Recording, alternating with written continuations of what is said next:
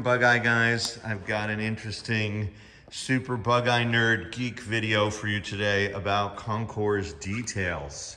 So this is a very, very special car that we're doing something really unusual to, and I wanted to share that with you in this video. This is car 552, and 552 is allegedly a pre-production car that failed in its early testing and then was put back into the production line. And when they did that, it came out as the 51st car. So it got the 552 plaque that's right here, AN5L552.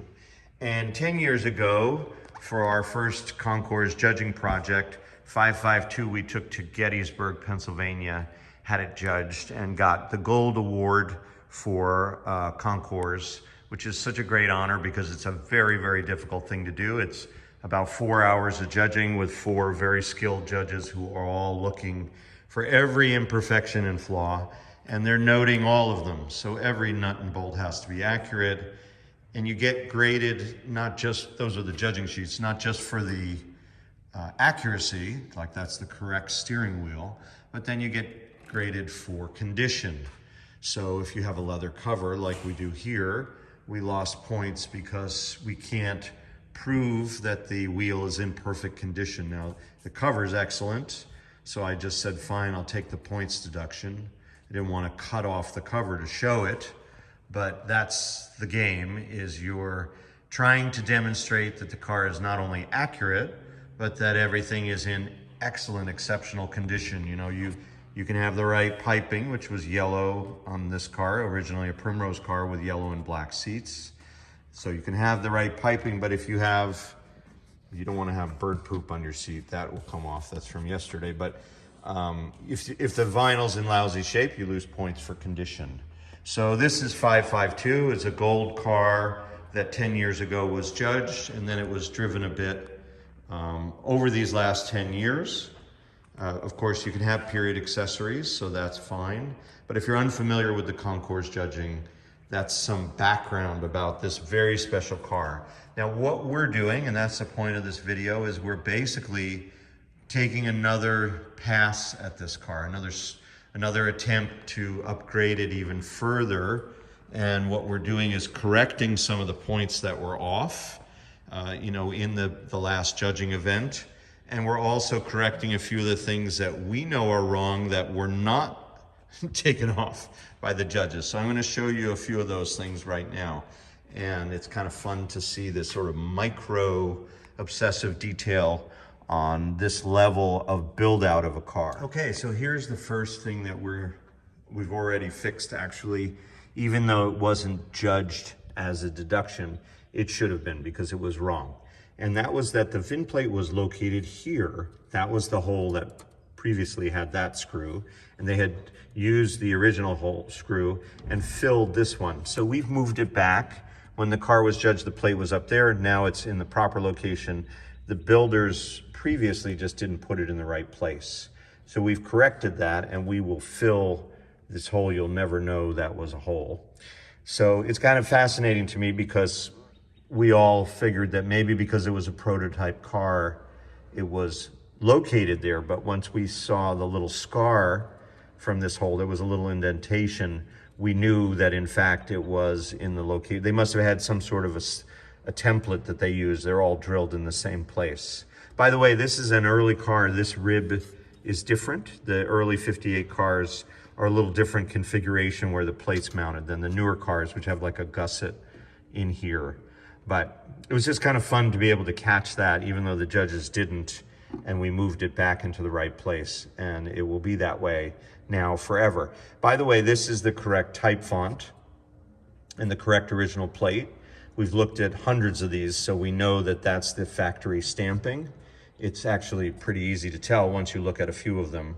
So this is 552's original plate. It will stay on the car forever, and unfortunately, when the car is judged, you lose a few points for condition, because it's the right plate, no deductions, but the quality cosmetically is not there, and that's unfortunate, but it's a sacred plaque, and it stays with the car for life. Another thing that's kind of fascinating, I'd have to look back at the judging sheet. This is a pretty easy one to catch. These are posi drive screws. You see the little tick marks at 45 degrees. They are the wrong screws. Those are non-bug-eye screws, and this is the right screw. You see there's a radial ticking right as it goes around the perimeter. You can see the difference, right?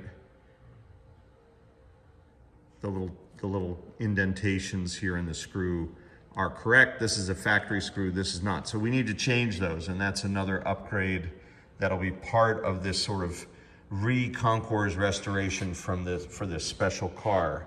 And then in here, here's something that I know we received a deduction for, and that's a very fascinating thing, which if you look at this seam, you'll see how clean it is. And all of the cars at the factory were actually smeared with like a tar type substance here, and I'll show you that on another car. But we need to add that back in on both sides. This is just the other side of the footwell, if you're unfamiliar. That's the outboard side where your clutch leg would be on a left-hand drive car.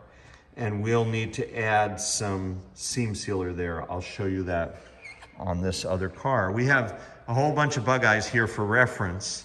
I'll come back to 501 in a minute here. That's this green car, the first production car. And this car is an original car, Ray's car, that's going to be driving to Minnesota soon. But if you look at Ray's, to sort of look at the same spot as we were on the yellow car, you can see this seam sealer. This is the factory stuff. Somebody's gone back in and painted it black at some point in this car's life.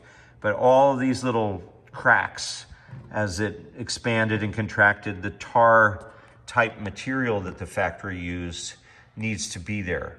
And so we'll have to add that back in on 552 to make it accurate, so that again, that special car will be done properly for the rest of its journey. Here's 501, which is just back from a nice award at the Greenwich Concours.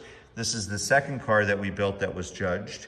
And you can see here's those radial tick marks, which are correct for those screws. They're also present, if you can see it, if it'll focus, they're present on these windshield screws. If you're unfamiliar, these early cars had these, what's called thin pillars, and they were always painted body color. That's why they're yellow on 552.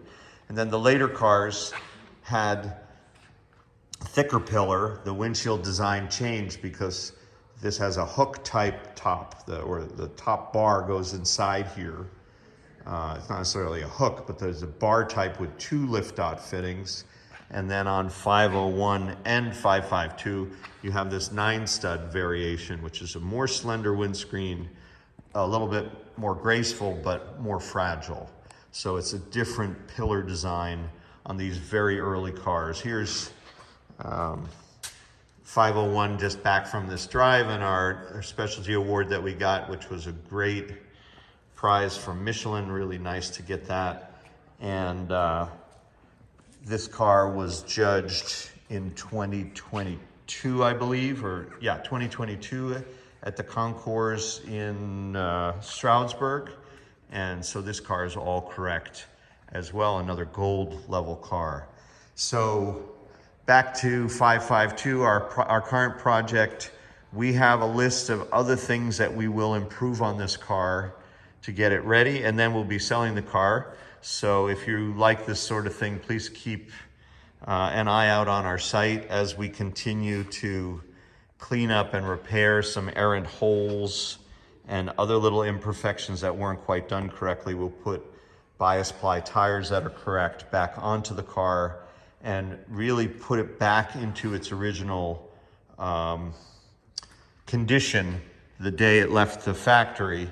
And so this special car will be done right when we're finished. Thank you very much for watching this kind of micro story about bug eyes here at Bug Eye Guys.